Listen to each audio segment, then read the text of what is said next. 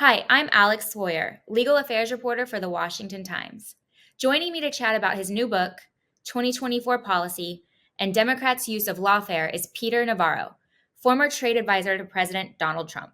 Thank you so much for taking the time to chat with me. I first wanted to ask you about your new book, The New MAGA Deal, out this month, and an author's note that I noticed that you took time to jot down some of your thoughts before you went to prison for not complying with the January 6th committee's subpoena. And I know you cited executive privilege and your case is on appeal, but in that note, you said something about you and President Trump could wind up behind bars.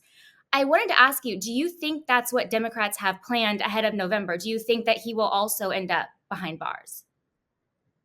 So let's start with the book, and I'll get to that question. It's called "The New MAGA Deal." The subtitle is kind of fun. It's the unofficial deplorables guide to the Trump 2024 platform. I wrote the New MAGA Deal, started it shortly after the 2022 congressional election, which was disappointing. Let's be honest about that. We were expecting a red tide, never happened.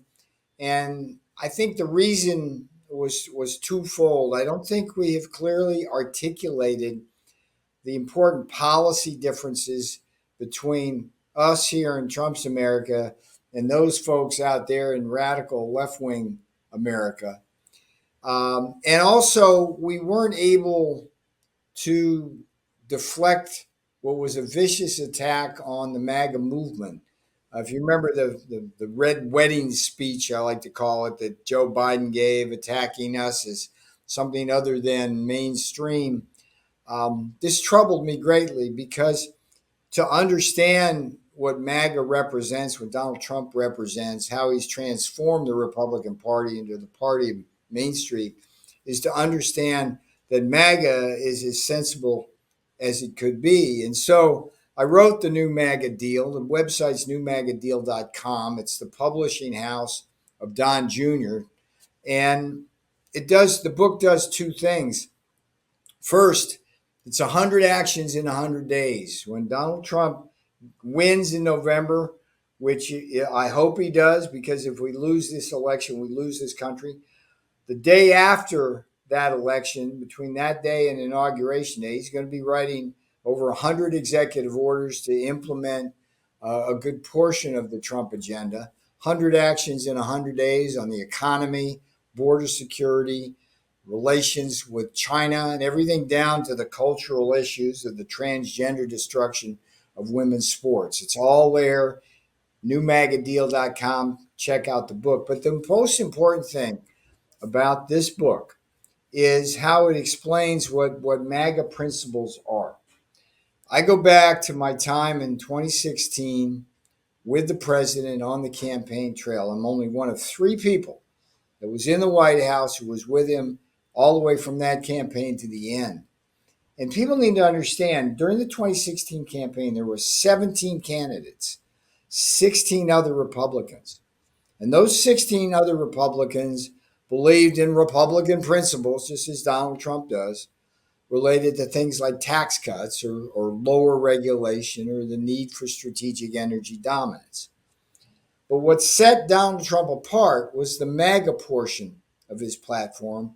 And in the New MAGA Deal book, I describe an iron triangle of MAGA principles. At the top of that triangle, you have the strong manufacturing and defense industrial base that you bring about through Trump policies like tariffs and the renegotiation of trade deals and buy American, hire American. That's at the top. That's how you get black, brown, blue collar Americans prosperous. I worked for Steve Bannon at the time. I was Oh, did working you?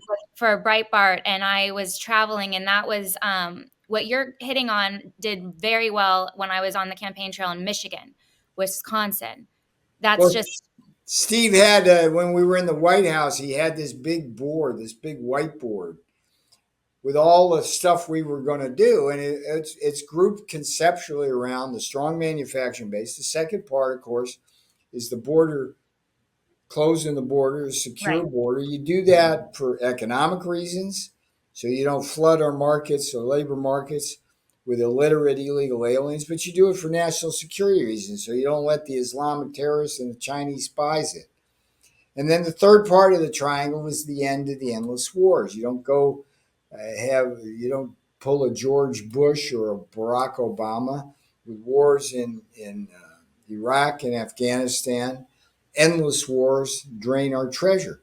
And so you understand this. We're talking the same language here, but broadly the American people, when they hear MAGA now, it's like the radical Democrats, Biden, Harris, and all of those, they want to paint us as something other than mainstream. We're mainstream, Main Street. We're America. It's apple pie. It's sensible. And so the new MAGA deal book is really dedicated to helping Americans understand what MAGA stand for and then understanding the 100 actions in 100 days. What's the first action? Well, it's got to be securing the border.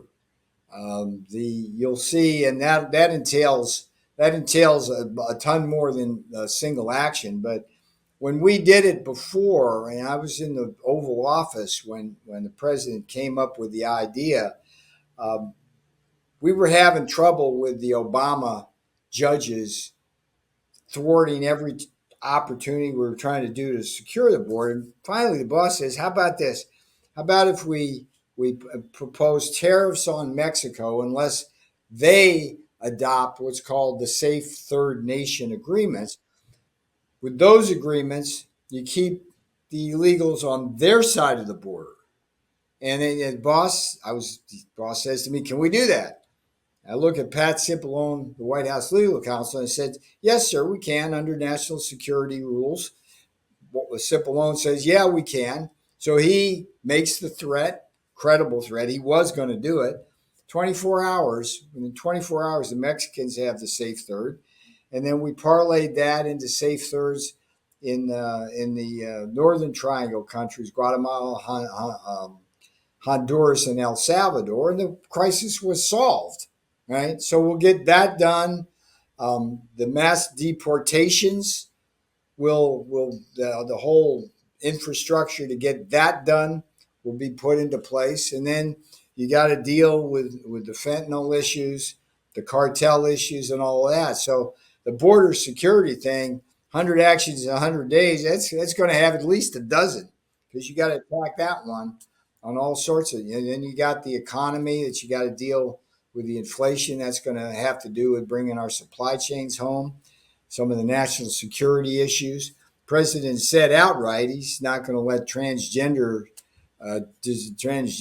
destroy women's sports. He's going to free the J6 prisoners and so on. So there's just a lot of things that can be done, and a lot of that will be done by executive orders written between election day after and inauguration day. But we got to win this race.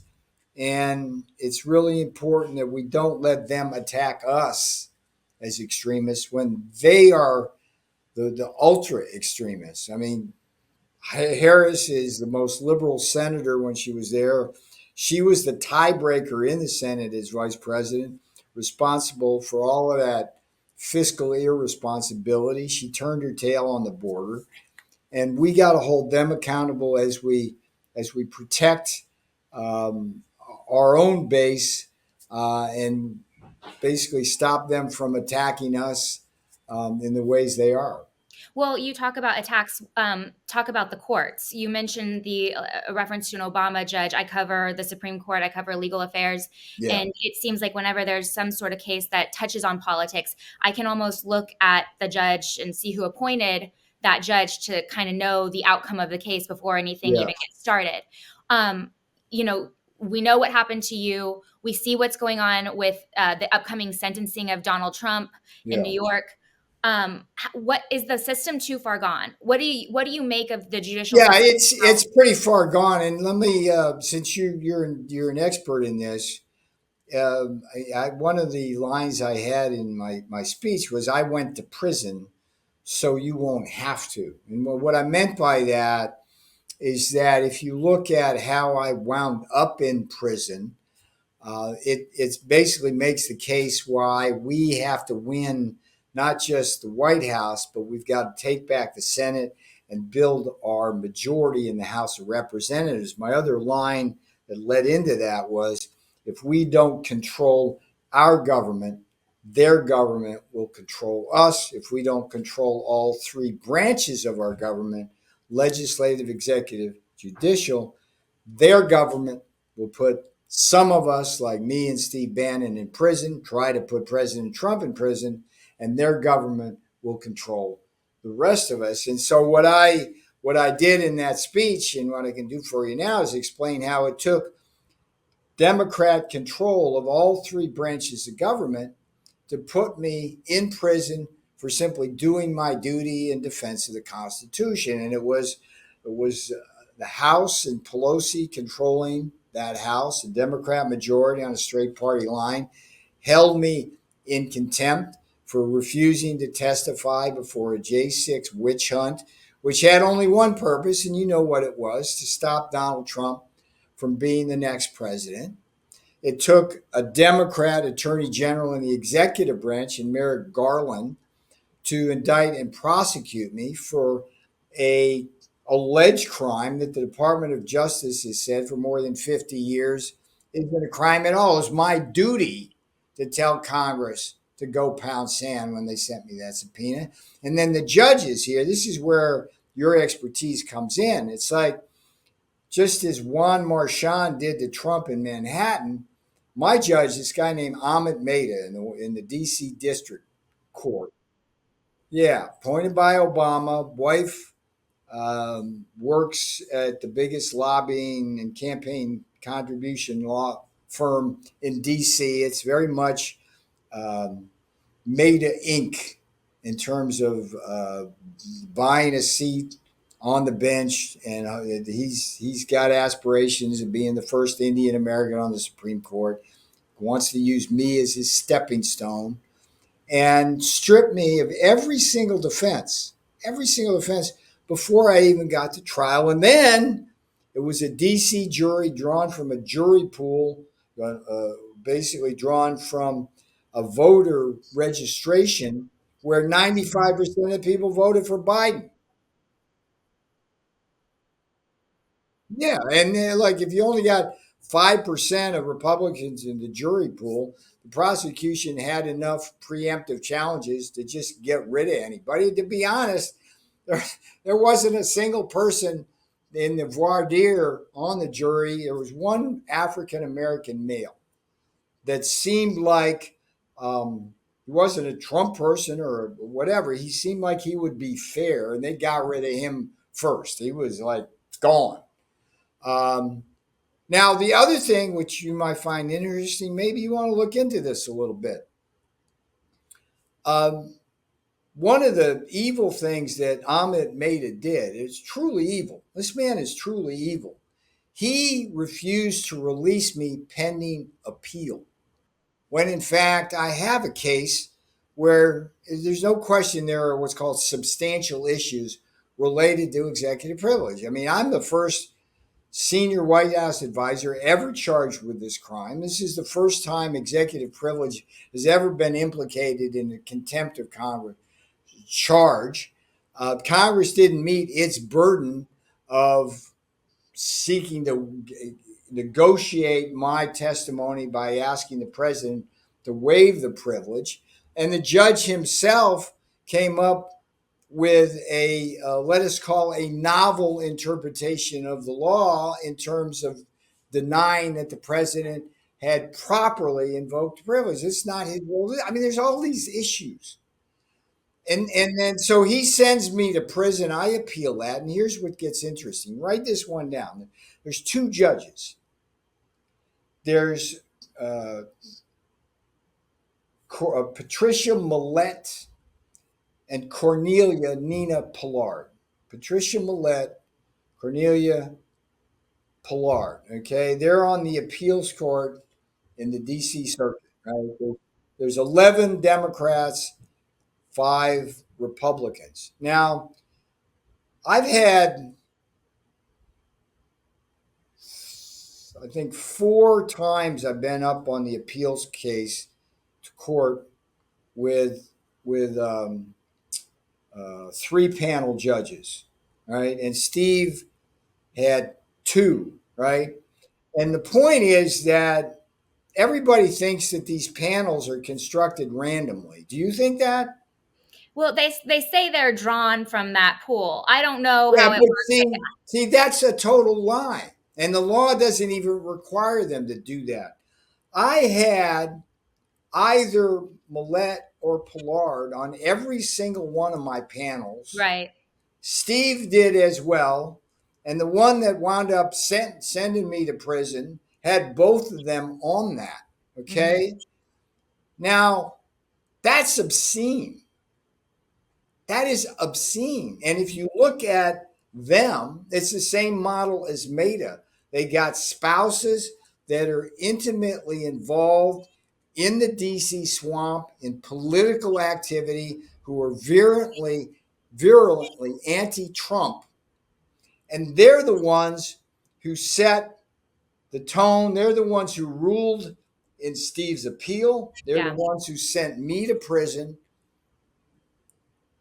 We see a How lot do of, you in America trust a judicial system that's that corrupt? yeah. They It's stacked something. the deck.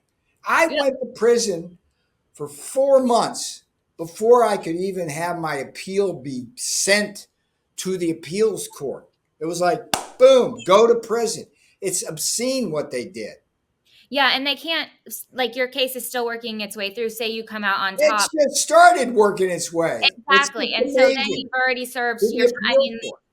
right. So, it's something I hear a lot from readers too. You're talking about certain, like, why didn't this judge recuse certain questions of conflicts of interests? Yeah. We heard a lot about that with Trump's case in New York too. And I was going to ask you, do you see yourself possibly back in a second Trump administration? No, I don't. I don't. I never think like that. I was never looking for a job in 2016. My focus now is on the book, New MAGA Deal, newmagadeal.com. Please go and check this out at the website, newmagadeal.com. It's my best shot at helping the president get elected. 100 actions in 100 days, plus a full throated defense of MAGA as a mainstream American movement. And that's all my focus is. I don't think about anything past November. It's dangerous to do so. This is going to be a tough race. I I I was very I was still in prison when I was watching everybody get overconfident after that debate and this, that, and the other thing. At the end of the day, this comes down to 5 states.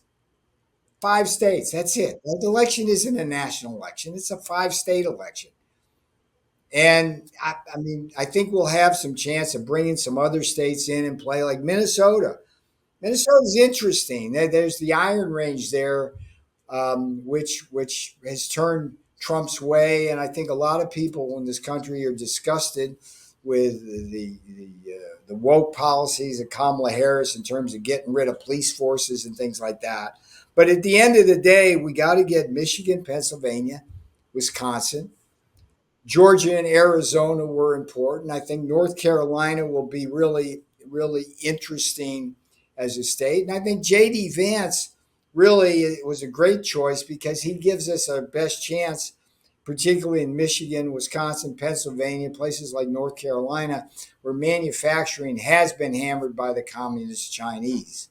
So we need to stay focused here. If we lose this election, we lose this country. It's that simple. You said you tracked the debate when you were in prison. What about, you were also in prison when the assassination attempt happened? What was your reaction to that? How did you hear about it?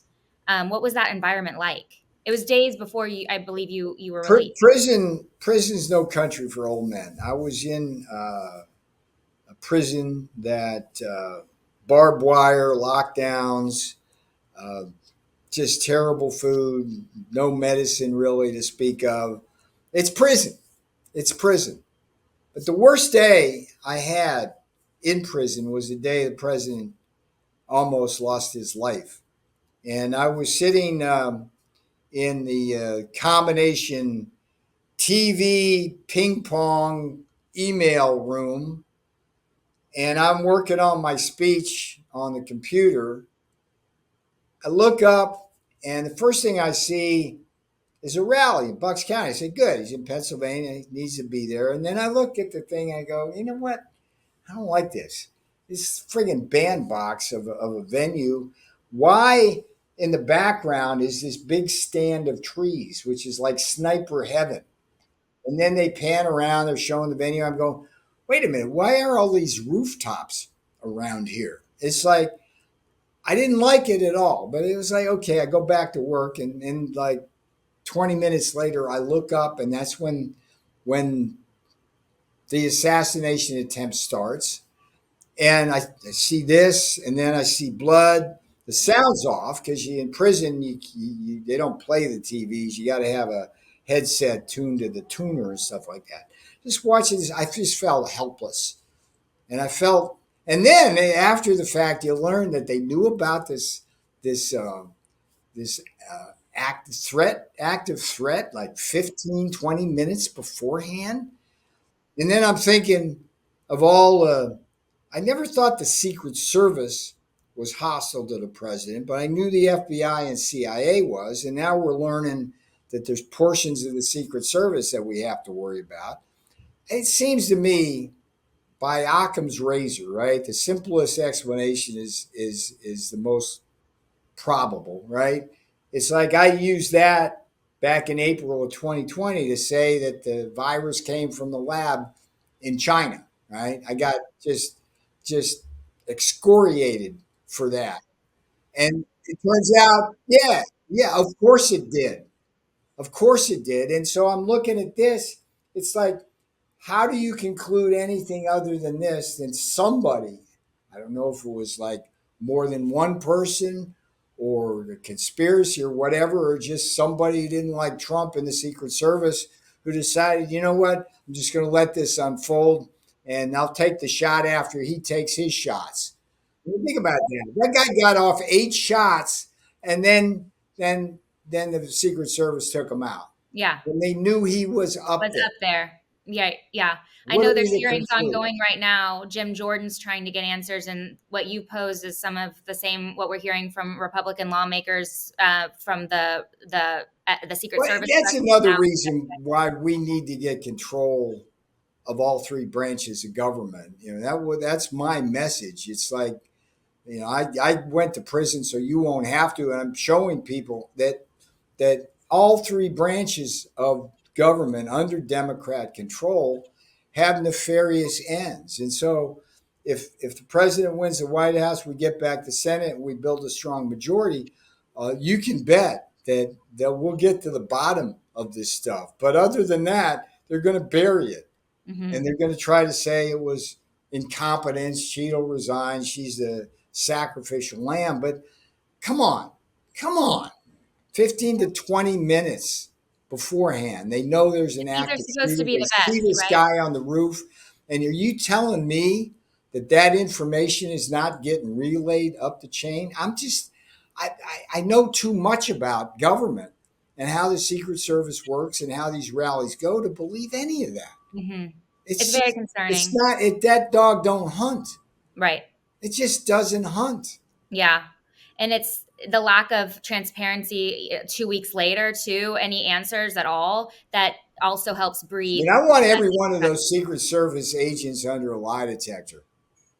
I want to ask them tough questions and see what happens. Hmm. And I'll bet you they won't do it.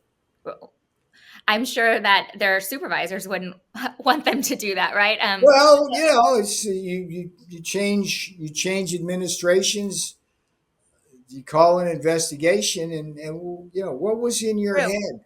I want to know the guy who shot the guy. What took you so long? You can see in the video his head goes up, he looks, his head comes back down. It's like, come on, dude. It's like Right. you're looking through the best scope in the world. You knew that wasn't one of ours. Yeah. So it had to be a bogey. You take them out then. That's what you're trained to do. Um, It's what you're trained to do, dude. yeah, exactly. I I mean, know. this It guy's might not a take hero for killing that guy. it might take a change of administration to get some more clarity on. on the delay, and why even when you knew there was a threat out there, you let the president go out and speak. And the guy That was got number off one. 8 shots. Right. We found shell casings, from what I'm told, up there. Hmm. 8 shell casings. How does he do that? Right. Well, I really appreciate your time. I know you needed to be out Yes, thank by you. a certain time. So I just want to say I appreciate you taking time to discuss your new book, The New MAGA Deal. I'll make sure I tweet it out so everyone can order. Okay. Thanks again. I enjoyed our chat. All right. You take care of yourself, and let's win in November. All right. Thank you. Bye bye.